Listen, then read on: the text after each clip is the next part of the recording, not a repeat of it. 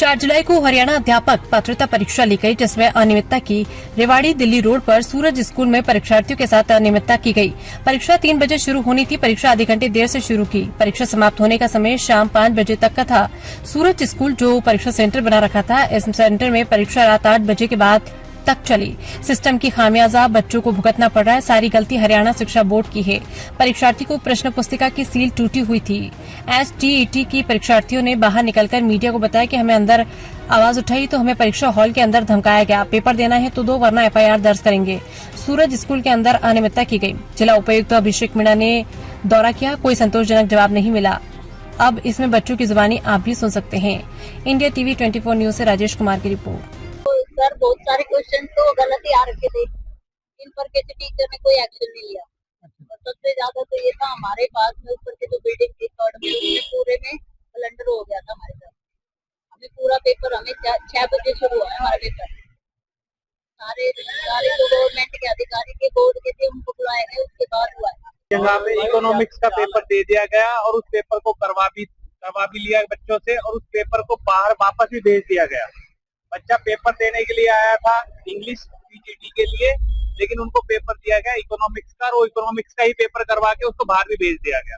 Paper दिया गया 5 बजे और 5:45 बजे बाहर आ गए बच्चे।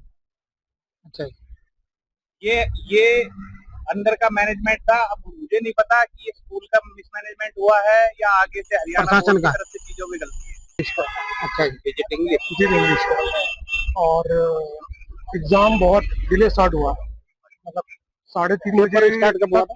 3:30 तक हमें पेपर नहीं दिया था हमें कोई भी, अच्छा है ना। मतलब हमने इसका रेज किया हमने कि भाई पेपर में लेट क्यों मिला हमें, तो बोल रहे हैं कि पेपर आगे से लेट आया।